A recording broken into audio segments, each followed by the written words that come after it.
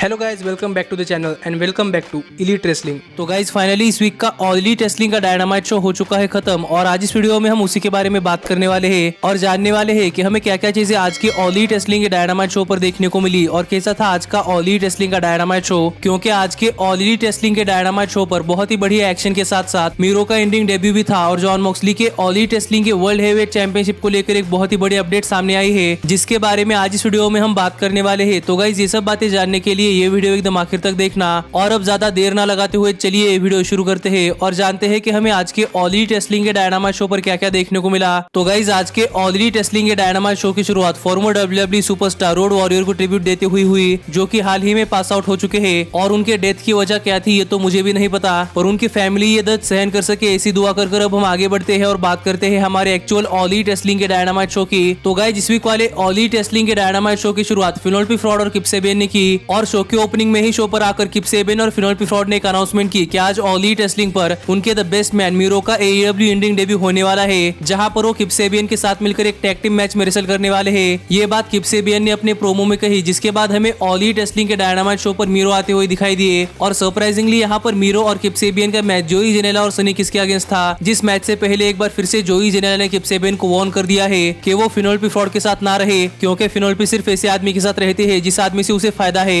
ये बात जोई जेनेला ने किप सेबियन को बताई और ऐसा क्यों ये अगर आपको नहीं पता तो गाइस मैं आपको बताना चाहूंगा कि फिनोल्पी फ्रॉड किप सेबियन के साथ जाने से पहले जोई जेनेला के साथ थी और जोई जेनेला को डंप कर फिनोल्पी फ्रॉड किप सेबियन के साथ चली गई थी, जो कोई रेसलिंग स्टोरी लाइन नहीं बल्कि एक रियल लाइफ स्टोरी है, जिसके ऊपर बात करते हुए जोई जेनेला ने किप सेबियन को वार्न किया। पर इसके बाद हमें ऑल इलीट रेसलिंग के डायनामाइट शो पर शो के ओपनिंग मैच के तौर पर किप सेबियन और मीरो का जोई जेनेला और सनी किस के साथ एक टैग टीम मैच शुरू होता हुआ दिखाई दिया, जिस मैच की शुरुआत में ही सनी किस ने किप सेबियन के ऊपर अपनी बढ़त बना ली, जिस चीज से तंग होकर किप सेबियन ने मीरो को टैग किया, पर वही दूसरी तरफ जोई जेनेला मैच में आ गए। इसलिए किप सेबियन ने अपने आप को इस मैच में वापस टैग इन किया क्योंकि वो जोई जेनेला के साथ रेसल करना चाहते थे। जिसके बाद हमें इन दोनों ही टैग टीम्स के बीच में बहुत ही बढ़िया मैच देखने को मिला और मीरो को टैग मिलते ही मीरो ने भी इस मैच में अपनी बहुत ही बढ़िया परफॉर्मेंस दी है, जो कि एक्सपेक्टेड था कि मीरो यहाँ पर ऐसा करने वाले हैं। और शुरुआत में तो ये मैच काफी अच्छा चल रहा था, लेकिन गाइस जैसे जैसे इस मैच का एंड आया वैसे वैसे ये मैच डिजास्टर बनता हुआ चला गया, क्योंकि जब इस मैच में एक टाइम के लिए जोई जेनेला ने मीरो के ऊपर अटैक किया तब मीरो ने रिंग के अंदर आकर जोई जेनेला के ऊपर अटैक करने की कोशिश की, जहां पर जोई जेनेला ने मीरो को रिंग के बाहर डंप कर दिया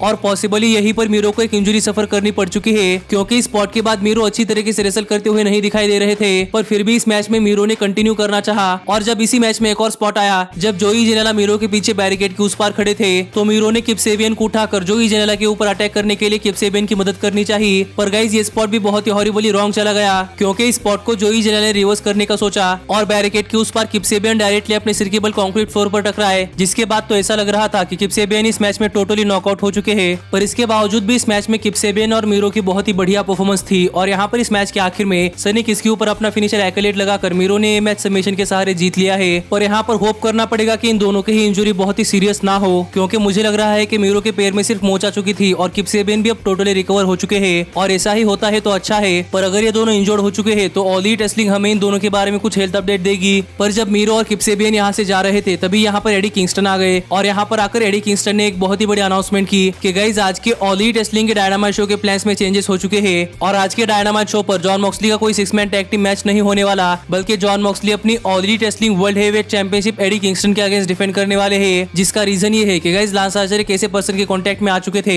जो कोविड-19 के लिए पॉजिटिव था, इसलिए इस वीक वाले ऑल इलीट रेसलिंग के डायनामाइट शो पर लांस आर्चर नहीं आने वाले थे, जिस वजह से इस वीक वाले ऑल इलीट रेसलिंग के डायनामाइट शो पर जॉन मॉक्सली अपनी world heavyweight championship Eddie Kingston के अगेंस्ट डिफेंड करने वाले थे। जिस बारे में बात करते हुए एडी किंगस्टन ने कहा कि जॉन मॉक्सली और वो एक ही जगह से आए हैं, लेकिन जॉन मॉक्सली चकाचौंध की तरफ अट्रैक्ट होकर स्पोर्ट्स एंटरटेनर बनने के लिए चले गए। पर एडी किंगस्टन अब भी एक रियल फाइटर है और वो एक स्पोर्ट्स एंटरटेनर को आराम से हरा सकते हैं, इसलिए एडी किंगस्टन ने जॉन मॉक्सली को स्पोर्ट्स एंटरटेनर कहकर यहाँ पर कॉल आउट किया। जिसके बाद मॉक्सली यहाँ पर आ गए और यहाँ पर इन दोनों ही सुपरस्टार के बीच में हमें एक फेस ऑफ देखने को मिला, जो फेस ऑफ रेफरीज ने आकर अलग अलग किया और हमें John Moxley versus Eddie Kingston ये मैच इस वीक वाले डायनामाइट शो पर ऑल इलीट रेसलिंग के वर्ल्ड हेवीवेट चैंपियनशिप के लिए देखने को मिलने वाला है, जो सच बताऊंगा मेरा ऑल इलीट रेसलिंग का एक ड्रीम मैच था। तो यहाँ पर कहना पड़ेगा कि इस वीक वाले डायनामाइट शो पर मेरा ऑल इलीट रेसलिंग का एक ड्रीम मैच पूरा हो चुका है। पर गाइस आगे शो पर केनी ओमेगा आए और यहाँ पर केनी ओमेगा ने शो के लिए कमेंट्री ज्वाइन की, जिसके बाद हमें शो पर ऑल इलीट रेसलिंग के मेंस डिवीजन से एक नॉर्मल 1-on-1 मैच दिखाई दिया, जो था इविल उनो वर्सेस एडम हैंगमैन पेज। और इस मैच के दौरान कमेंट्री करते हुए केनी ओमेगा ने क्लियर कर दिया है कि केनी ओमेगा सिंगल्स कंपटीशन का हिस्सा होने वाले हैं। पर अगर यहाँ पर हम बात करें इस मैच की तो गाइस यहाँ पर इस मैच में शुरुआत शुरुआत में ऐसा लग रहा था कि एडम हैंगमैन पेज इविल उनो की ताकत का सामना नहीं कर सकते, पर एडम हैंगमैन पेज ने भी यहाँ पर दिखा दिया कि वो भी इविल उनो का सामना कर सकते हैं और इविल उनो साइज में कितने भी बड़े हो एडम हैंगमैन पेज उन्हें ओवरपावर कर सकते हैं, जो चीज इस मैच में एडम हैंगमैन पेज ने कर दिखाई है। और इस मैच में एक बार Dark Order Adam Hangman Page के ऊपर अटैक करने के लिए भी आई थी, लेकिन इविल उनो ने पूरे के पूरे डार्क ऑर्डर को बैकस्टेज भेज दिया, क्योंकि इविल उनो ये मैच फेयर एंड स्क्वायर लड़ना चाहते थे। और कहना पड़ेगा कि ऑल एलीट रेसलिंग के डायनामाइट शो पर इविल उनो का एक बहुत ही बढ़िया सिंगल्स मैच था, जो कि मैंने एक्सपेक्ट नहीं किया था कि इविल उनो बहुत ही बढ़िया सिंगल्स मैचेस भी दे सकते हैं। पर अगर यहाँ पर हम बात करें इस मैच की विनर की, तो गाइस यहाँ पर इस मैच के आखिर में एडम हैंगमैन पेज ने इविल उनो के ऊपर अपना फिनिशर बकशॉट लैरिएट लगाया और यहाँ इविल उनो को पिन कर एडम हैंगमैन पेज ये मैच जीत चुके हैं। जिसके बाद हमें एक बार फिर से केनी ओमेगा और एडम हैंगमैन पेज अपने अपने रास्ते जाते हुए दिखाई दिए। पर गाइस इसके बाद हमें शो शुरू होने से पहले टोनी शिवानी का यंग बक्स का लिया गया इंटरव्यू देखने को मिला, जहाँ पर मैट जैक्सन ने आकर टोनी शिवानी से बात की और यहाँ पर मैट जैक्सन ने कहा कि काफी सारे लोगों को लग रहा होगा कि यंग बक्स काफी स्ट्रेंज बिहेवियर कर रहे हैं, लेकिन लोगों को समझने की जरूरत है कि यंग बक्स ने काफी सारी चीजें खोई है। पहले तो टैग टीम चैंपियनशिप जीतने की अपॉर्चुनिटी खो गए और दूसरी बार उन्होंने अपने फ्रेंड्स खो दिए, इसलिए प्रोबेबली यंग बक्स ऐसा बिहेव कर रहे हैं, जो बात मैट जैक्सन ने यहाँ पर बताई। पर यही जब यंग बक्स के बारे में बात करते हुए टोनी शिवानी ने एफटीआर के बारे में सवाल पूछना शुरू किया, तब मैट जैक्सन ने टोनी शिवानी के ऊपर ही सवाल उठाए कि क्या टोनी शिवानी यहाँ पर एफटीआर की वजह से आए हैं, क्या एफटीआर ने यहाँ पर टोनी शिवानी को उनका इंटरव्यू लेने के लिए भेजा है। ऐसे सवाल पूछकर मैट जैक्सन ने टोनी शिवानी को अपना स्मार्टफोन मांगा, जो स्मार्टफोन टोनी शिवानी के सामने ही मैट जैक्सन ने तोड़ दिया और उसके बदले टोनी शिवानी को अपना फाइन भी दे दिया और ऐसा कर यंग बक्स यहाँ से चले गए। पर गाइस आगे हमें शो पर ऑल एलीट रेसलिंग के मेंस डिवीजन से एक नॉर्मल 1-on-1 मैच देखने को मिला, जहाँ पर AEW TNT heavyweight champion Brodie Lee अपनी TNT heavyweight championship Orange Cassidy के अगेंस्ट डिफेंड कर रहे थे। और अगर यहाँ पर हम बात करें इस मैच की, तो गाइस यहाँ पर इस मैच के शुरुआत में ही हमें ऑरेंज कैसिडी के किक्स ऑफ डूम दिखाई दिए, जिसके बाद ब्रॉडी ली ने बहुत ही ब्रूटली ऑरेंज कैसिडी के ऊपर अटैक किया है और शुरुआत से ही इस मैच में ब्रॉडी ली डोमिनेट कर रहे थे और हर बार की तरह ही रेफरी की नजर बचाते हुए डार्क ऑर्डर ने ऑरेंज कैसिडी के ऊपर अटैक किया, जो करने की जरूरत तो नहीं थी क्योंकि यहाँ पर इस मैच में ब्रॉडी ली पहले से ही डोमिनेट कर रहे थे। पर यहाँ पर देखने में ऐसा लग रहा था कि ब्रॉडी ली अपने ही डार्क ऑर्डर के मेंबर से बहुत ज्यादा नाराज है, क्योंकि इस मैच के दौरान ब्रॉडी ली अपने डार्क ऑर्डर के सभी मेंबर्स के ऊपर बहुत जोर जोर से चिल्ला रहे थे, जिसके बाद तो इस मैच में ऑरेंज कैसिडी ही मार खाते खाते थक चुके थे। पर फाइनली इस मैच में वो हुआ जो सारे लोग देखना चाहते थे कि ऑरेंज कैसिडी ने इस मैच में अपना कमबैक किया और यहाँ पर ऑरेंज कैसिडी ने बहुत ही तगड़े तगड़े मूव्स लगाना शुरू कर दिया, जिसके बाद एक टाइम के लिए तो लग रहा था कि ऑरेंज कैसिडी ये मैच जीतने वाले हैं और ये इस मैच का गोल्डन मोमेंट था जब ऑरेंज कैसिडी इस मैच में डोमिनेट कर रहे थे। पर ब्रॉडी ली ने out of nowhere orange Cassidy के ऊपर अपना फिनिशर लगाया और यहाँ पर ऑरेंज कैसिडी को पिन कर स्टिल है हमारे TNT हेवीवेट चैंपियन ब्रॉडी ली। पर जब ब्रॉडी ली यहाँ पर अपनी TNT हेवीवेट चैंपियनशिप की जीत सेलिब्रेट कर रहे थे, तब सभी लाइट्स ऑफ चली गई। पर गाइस लाइट्स वापस आने के बाद हमने देखा कि कोडी का ऑल एलीट रेसलिंग के डायनामाइट शो पर रिटर्न हो चुका है और यहाँ पर आकर कोडी ने पूरे के पूरे डार्क ऑर्डर के ऊपर अटैक किया और पूरी की पूरी डार्क ऑर्डर को रिंग के बाहर किया। पर ब्रॉडी ली यहाँ से भाग गई और कोडी ने इसी का बदला लेते हुए डार्क ऑर्डर के नंबर 5 के ऊपर बहुत ही ब्रूटली अटैक किया और इस तरीके से कोडी का ऑल एलीट रेसलिंग के डायनामाइट शो पर रिटर्न हो चुका है। और अब फाइनली कोडी के हेयर भी ब्लैक हो चुके हैं, जो कि कोडी के रिंग हेयर के अटायर में बहुत ही बड़ा चेंज है। तो देखना पड़ेगा कि आगे कोडी रोड्स का ऑल एलीट रेसलिंग में फ्यूचर क्या होता है। पर इस सेगमेंट के बाद बैकस्टेज जाकर ब्रॉडी ली ने एक प्रोमो कट किया, जहाँ पर ब्रॉडी ली ने कहा कि ब्रॉडी ली ने कोडी के भाई डस्टिन का बहुत ही बुरा हाल कर दिया है, तो इस चीज का बदला कोडी लेना चाहते हैं, लेकिन यहाँ पर कोडी इतने मैन इनफ नहीं है जो कि ब्रॉडी ली से अपना बदला ले सके। इसलिए ब्रॉडी ली ने कहा कि ब्रॉडी ली एक दिन कुत्ते का पट्टा कोडी के गले में बांधेंगे और कोडी को उनकी रियलिटी दिखाएंगे कि कोडी एक आदमी नहीं बल्कि एक कुत्ता है। जो ब्रॉडी ली का प्रोमो तो बहुत इंटेंस था। पर गाइस आगे शो पर मैट हार्डी और प्राइवेट पार्टी आ गए और सबसे पहले तो मैट हार्डी को हैप्पी बर्थडे। पर यहाँ पर बात करते हुए मैट हार्डी ने कहा कि लास्ट वीक मैट हार्डी के ऊपर किसी ने पीछे से अटैक किया था, जिसके लिए मैट हार्डी को 2-3 लोगों के ऊपर शक है। पहले तो MJF, क्योंकि लास्ट वीक मैट हार्डी ने बैकस्टेज MJF से बात की थी, और दूसरे ब्रॉडी ली, क्योंकि लास्ट वीक मैट हार्डी ने बैकस्टेज ब्रॉडी ली से भी बातचीत की थी। पर मैट हार्डी को पता है कि लास्ट वीक मैट हार्डी के ऊपर पीछे से अटैक हुआ था और ये अटैक किसी स्टील पाइप या फिर किसी बैट से हुआ था और जिसने मैट हार्डी के ऊपर अटैक किया था उसने एक मास्क पहना था,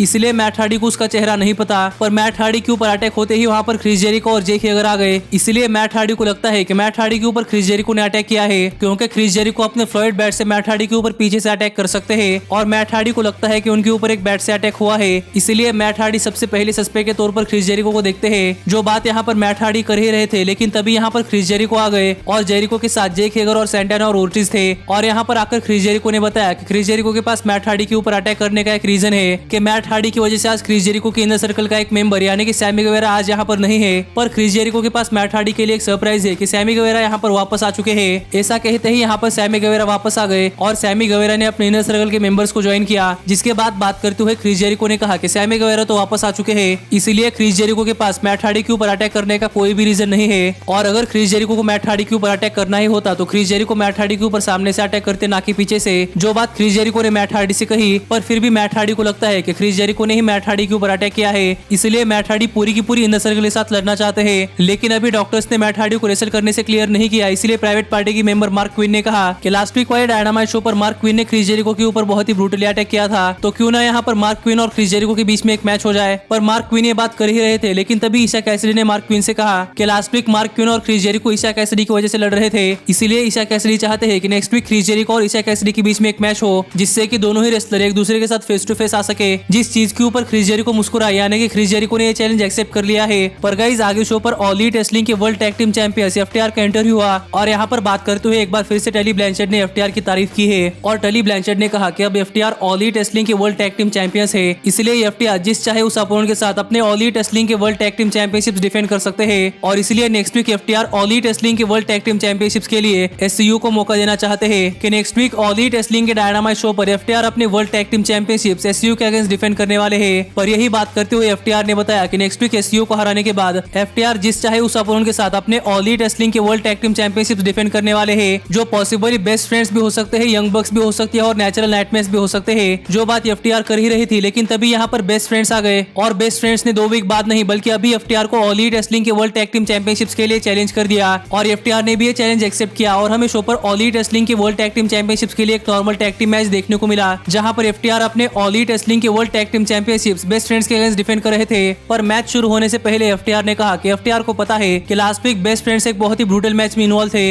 इसलिए एफटीआर चाहती है कि बेस्ट फ्रेंड्स अपना ऑल एलीट रेसलिंग के वर्ल्ड टैग टीम चैंपियनशिप के लिए मैच लड़ने के लिए 100% फिट हो, इसलिए एफटीआर हाल फिलहाल में बेस्ट फ्रेंड्स को ऑल एलीट रेसलिंग के वर्ल्ड टैग टीम चैंपियनशिप्स के लिए मौका नहीं देने वाले। और जब बेस्ट फ्रेंड्स रेसल करने के लिए 100% क्लियर हो जाए तो पॉसिबली एफटीआर अपने world tag team championships best friends के अगेंस्ट डिफेंड कर सकते हैं, जो बात एफटीआर ने यहाँ पर कही, और एफटीआर यहाँ से चले गए। पर गाइस आगे हमें शो पर ऑल एलीट रेसलिंग के विमेंस डिवीजन से एक नॉर्मल टैग टीम मैच देखने को मिला, जहां पर AEW women's world heavyweight champion Hikaru Shida और NWA women's world heavyweight champion Thunder Rosa मिलकर इवलिस और डियामांटे को फेस कर रहे थे। पर यहाँ पर ये मैच शुरू होने से पहले ही इवलिस और डियामांटे ने हिकारू शिडा और थंडर रोजा के ऊपर अटैक करना शुरू कर दिया, जिसके बाद ये मैच ऑफिशियली स्टार्ट हुआ, और शुरुआत से ही ये मैच बहुत ही हाई पेस मैच था, जैसा कि मैंने एक्सपेक्ट किया था, और सच में ये मैच बहुत ही बढ़िया था, जहां पर हमें बहुत ही बढ़िया मूव्स भी देखने को मिले हैं, और ऐसा एक्शन देखने को मिला है जो कि हमें ऑल एलीट रेसलिंग के मेंस डिवीजन के टैग टीम मैचेस में देखने को मिलता है, और पॉसिबली ये मैच ऑल एलीट रेसलिंग के विमेंस डिवीजन से आज तक का बहुत ही बढ़िया टैग टीम मैच भी हो सकता है। और ये मैच सच में बहुत ही बढ़िया था, क्योंकि गाइस यहाँ पर इस मैच में कोई भी गलती नहीं हुई है, और पूरे मैच में सभी फीमेल रेसलर्स के बीच में टैग टीम कोऑर्डिनेशन था, जिस वजह से ये मैच बहुत ही बढ़िया मैच बन चुका था, और प्रोबेबली इस मैच से ऑल एलीट रेसलिंग की विमेंस रेसलिंग का लेवल थोड़ा सा और बढ़ चुका है। पर अगर यहाँ पर हम बात करें इस मैच की विनर की, तो गाइस यहाँ पर इस मैच के आखिर में थंडर रोजा ने एक्सीडेंटली हिकारू शिडा के ऊपर अटैक कर दिया, और यहाँ पर ऐसा लग रहा था कि इस चीज का फायदा उठाकर डियामांटे और इवली से मैच जीत सकते हैं। पर इस मैच में हिकारू शिडा ने अपना बहुत ही बढ़िया कमबैक किया, और यहाँ पर इस मैच के आखिर में डियामांटे के ऊपर अपना फिनिशर लगाकर हिकारू शिडा अपने टीम के लिए ये मैच जीत चुकी है। पर गाइस आगे हमें क्रिस जेरिको का एक बैकस्टेज इंटरव्यू होता हुआ दिखाई दिया, जहां पर जेरिको ने कहा कि नेक्स्ट वीक ईशा कैसिडी का उनके करियर का सबसे बड़ा मैच होने वाला है,